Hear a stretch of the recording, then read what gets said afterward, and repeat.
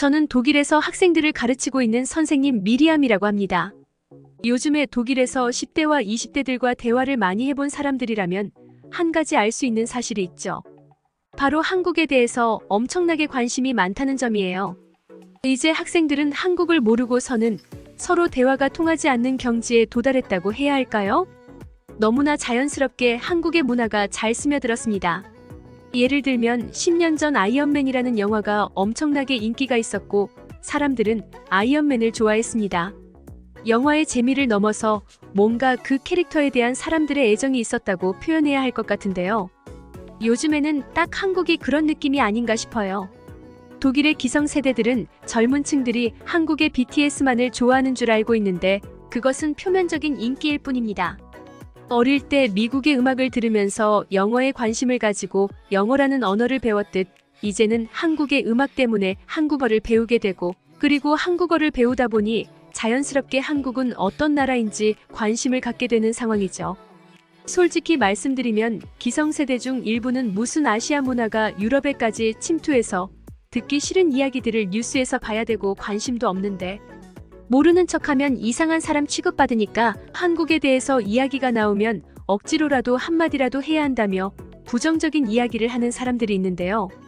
그런 사람들과 조금만 더 깊게 대화해보면 은근히 옛날 세계대전을 일으켰던 그 지도자를 좋아하고 그리워하는 듯한 성향을 가졌습니다. 무슨 말인지 아시리라 생각됩니다. 그런 일부 사람들을 제외하고는 대부분 한국에 대해서 가지고 있는 생각은 궁금증이 생기는 나라, 유행을 잘 이끌고 있는 나라라는 게 지금의 위치이죠.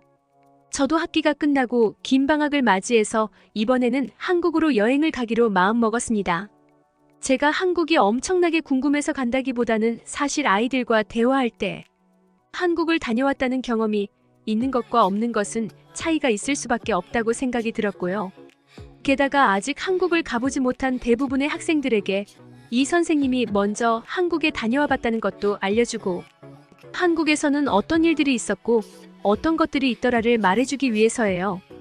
게다가 한국에서 즐길 거리도 즐기고 안전한 한국의 거리를 걸으며 다른 문화권, 다른 모습들, 그리고 한국 사람들이 가지고 있는 생각들을 이해하고 오면서 국제적인 감각을 유지하기 위함이죠. 그렇게 저는 한국으로 갈 준비를 했습니다.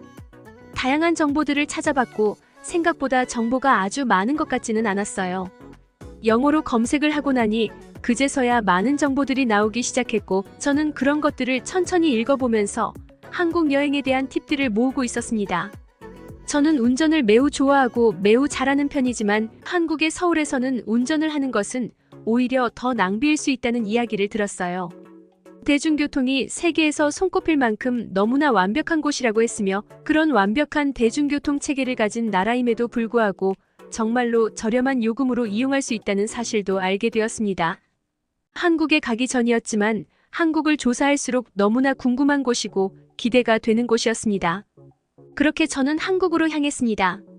이미 한국과 독일로 이어지는 직항 비행기 편들이 많은 편이었으며 저는 제가 원하는 시간대 그리고 원하는 좌석을 골라서 한국으로 갈 수 있었어요.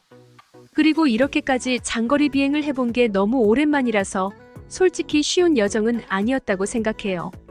10시간 넘게 좁은 좌석에 앉아 있어야 하는 것은 너무나 힘든 일이었고 솔직히 이 긴 비행시간 때문에 여행을 괜히 가는 것 같다는 생각을 조금 하기도 했어요. 그만큼 너무나 힘들거든요. 젊을 때 많이 나가볼 걸 하는 후회가 들기도 했는데 한편으로는 이제라도 가보는 게 어디냐는 생각이 들어서 그 두 가지의 마음이 서로 싸우고 있는 듯한 감정이었습니다. 하지만 시간을 흐르고 결국 한국에 도착했습니다. 비행기에서 내리자마자 저는 몸을 쭉 펴고 스트레칭을 했습니다.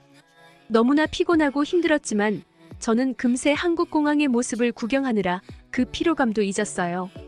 너무나 깔끔했고 듣던 대로 너무나 쾌적한 환경이었습니다. 멋진 제복을 입은 한국 사람들이 길 안내를 도와주었으며 그리고 입국 심사부터 해서 수화물을 받아들여 출구로까지 이어지는 시스템이 너무나 쉽고 편했습니다. 저는 그동안 수많은 나라들을 여행해봤지만 이렇게나 완벽한 모습을 본 적이 없는 것 같았습니다. 인천공항이 매번 각종 수상을 휩쓸어가니 유럽에서는 최신 공항이니 당연히 좋은 것이고 유럽에서도 대형 국제공항을 새로 만들면 그 정도보다 더 잘 만들 수 있다며 부정적인 주장을 하는 사람들도 있고, 저도 어느 정도 그 사람들의 말이 생각을 가지고는 했지만, 그 사람들은 한국에 가보지 않았다는 것을 제가 한국에 와보고서야 바로 알 수 있었습니다. 그 사람들의 의견은 틀렸으며 저도 경솔한 생각을 가졌던 것 같았습니다. 유럽에서는 이렇게 극한의 효율을 내야 하는지 의문을 가질 것이고 그렇게 설계하고 건설하지 않을 것이 분명하죠.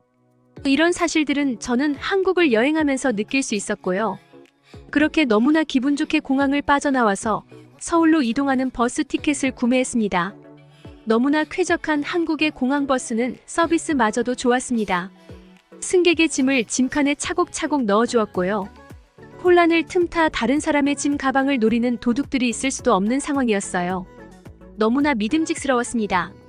예전에 유럽을 여행하며 짐칸에 짐을 넣고 그냥 다 되었다고 생각하고 버스에 올라탔다가 버스에서 내리고 나니 제 짐 가방을 도둑 맞았다는 사실을 알고 얼마나 좌절했던 기억이 있었는지 정말 그때를 생각하면 끔찍했고 그 뒤로 어디를 가나 저는 제 짐을 끝까지 응시하며 어디 내 짐을 건드리기만 해봐라 가만히 두지 않겠다는 생각을 가지고 있었는데 한국에서는 공항의 직원으로 보이는 사람이 책임지고 승객들의 짐을 관리해주고 있다는 인상을 받았습니다. 너무나 칭찬할 일이고 한국의 첫인상을 너무나 좋게 만들어주는 모습이었습니다. 그렇게 버스에 올라탔고 저는 너무 피곤했던 나머지 버스가 출발할 때쯤 잠이 들었던 것 같아요. 그리고 눈을 떠보니 어느새 제 눈앞에는 서울에 미친 듯이 화려한 건물들이 보였습니다. 저도 모르게 작은 감탄사가 나왔어요. 그리고 도로에는 자동차들로 가득 차 있는 모습도 보았습니다. 한국에서는 개인이 자동차를 운용하는 게 정말 어려운 일이 아니라는 사실을 알고 있었습니다. 독일도 세계에서 손꼽히는 최고의 선진국이고 독일 사람들도 솔직히 개인이 자동차를 운용하는 게 너무나 당연한 일이고 너무나 쉬운 일이에요. 하지만 독일과 경제 규모가 비슷한 일본에서는 상황이 다르다는 것을 알고 있었습니다. 일본에서는 개인이 자동차를 운용하기 위해서는 상당히 복잡한 절차와 부가적으로 들어가는 비용이 너무나 많아서 일본 사람들은 차를 운용하지 않던가 경차를 운용한다고 했어요. 저는 그런 사실을 알게 되었을 때 그래 맞아. 아시아 국가에서 경제 규모가 아무리 크다고 한들 유럽과는 또 다른 벽이 있지 않겠냐는 생각을 했습니다. 때문에 도쿄의 거리에는 자동차가 별로 없어서 외국인이 렌트카를 운용하는 것도 매우 효율적인 방법이라고 했지만 한국에서는 자동차가 너무 많아서 전용차로 농협금 대중교통이 무조건 더 효율적이라는 이야기를 들었고 정말 눈앞에 펼쳐진 한국의 거리에는 자동차들로 가득 차 있었습니다. 과거 제가 일본에 갔을 때와는 또 다른 분위기를 보여주고 있었습니다. 여러 가지 지표를 보더라도 한국은 일본보다 더 좋은 여건을 가지고 있었는데 그런 것들이 실감나는 분위기였다고 할까요? 그렇게 처음 눈을 떠 마주한 한국의 모습은 상당히 발전되어 있고 상당히 세련되어 있다는 느낌을 받았습니다. 저는 숙소에서 휴식을 취하고 다음 날부터 바로 여행 일정에 돌입했습니다. 사실 시차 적응 기간을 거치면서 조금 여유 있게 여행을 즐기면 더 좋겠지만 저는 여느 평범한 독일 사람들처럼 그렇게 시간을 돈으로 쉽게 살 수 있는 사람이 아니고 그냥 평범한 직장인일 뿐이니까요. 몸이 힘들더라도 시간을 아껴서 조금이라도 한국을 더 둘러볼 생각이었습니다. 저는 일단 교통카드 하나를 만들었는데요. 이 카드 하나로 서울과 수도권의 모든 지역의 대중교통을 이용할 수 있고 게다가 한 번의 여정 중에 다른 교통수단으로 갈아타더라도 요금이 연동되어 아주 저렴한 가격으로 이동할 수 있다고 했어요. 예전에 일본에서는 지하철마다 요금 체계가 다르고 버스와도 요금이 연동되어 있지 않아서 먼 거리를 이동해야 할 때면 한국 돈 기준으로 10,000원 이상 사용해야 했는데 한국에서는 비슷한 거리를 이동했음에도 불구하고 3분의 1도 안 되는 비용으로 해결이 가능했습니다. 외국인 입장에서 이런 것들은 여행지에서 더 돈을 쓸 수 있도록 만들어주고 있으며 교통비 때문에 스트레스를 받지 않아도 되는 큰 장점이 있습니다. 저는 그 장점을 최대한 누리기도 했고요. 그리고 저는 가장 먼저 지하철역으로 내려갔고 지하철역으로 들어가자 정말로 놀랄 수밖에 없었는데요.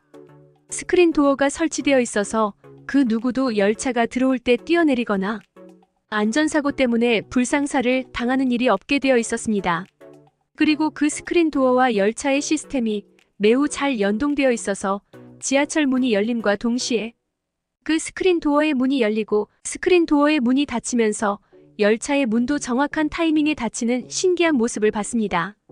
유럽 그 어디에서도 해내지 못한 이 스크린 도어 시스템 덕분에 매년 유럽에서 일어나는 수천 건의 안전사고와 그것을 처리해야 하는 비용을 한국에서는 부담하지 않아도 되겠다는 생각이 들었어요. 제가 한국에 처음 오면서 한국 사람들처럼 유럽 사람들은 효율적이고 승객 편의적으로 공항을 만들 수 없을 것이라고 했는데 이 스크린 도어만 봐도 왜 유럽에서는 그런 게 불가능한지 설명이 되는 것만 같다는 생각이 듭니다. 한국이 유럽을 따라오는 게 아니라 오히려 더 앞서 나간다는 생각이 들 수밖에 없는 놀라운 광경이었어요. 그렇게 지하철을 타고 이동하는데 유럽의 많은 지하철들과 다르게 한국의 지하철 칸은 매우 큰 편이었습니다. 좌석도 깔끔했고 그리고 대중교통이라고 함은 원래 더러움의 상징과 같은 시설들인데 한국의 지하철에서는 쓰레기가 바닥에 굴러다닌다던가 오물들이 구석 한켠에 찌들어 있는 모습을 찾아볼 수 없었어요. 유럽을 돌아다니며 그런 더러운 장면들을 목격해왔고 사람들은 그걸 개의치 않았지만 한국에서는 지하철 바닥에 쓰레기를 버린다던가 오줌을 지린다던가 아니면 중국처럼 바닥에 대변을 보는 행위는 불가능해 보였습니다. 누구든지 깨끗한 곳에서는 그 청결함을 유지시키고 싶은 본능이 있잖아요. 더러운 곳에 쓰레기가 더 모이고 냄새나는 곳에 오물이 더 쌓이는 법인데 한국에서는 그런 모습을 찾아볼 수가 없었어요. 너무나 만족스러운 한국의 모습이었습니다. 그리고 저는 지하철역에서 내려서 김포라는 곳에 도착했습니다. 그리고 제가 원하는 곳까지는 버스를 타야 했는데 기존에 알고 있던 대로 제가 버스로 갈아타도 추가 요금이 들어가지 않았습니다.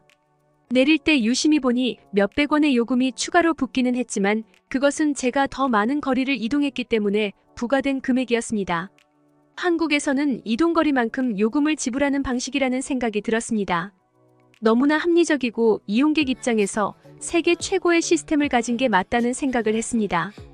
그리고 제가 가보고 싶었던 장소에 도착했습니다.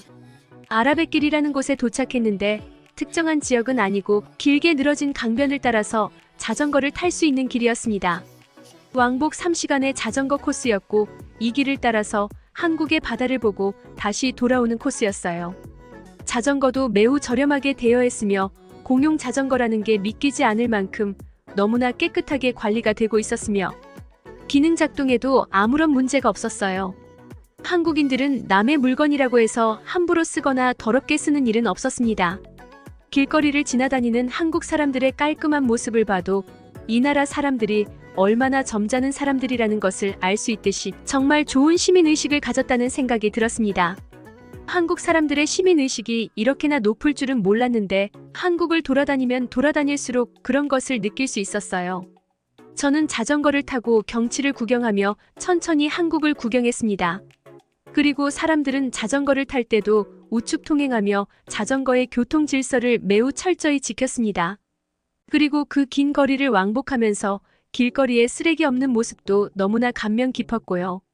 정말 계속해서 한국 사람들의 공공 질서와 시민의식은 세계 최고가 아닌가 생각이 되었습니다. 유럽의 많은 국가들을 다니며 자전거를 정말 많이 타봤지만 한국 정도면 최고 수준의 모습이라는 확신이 들었습니다.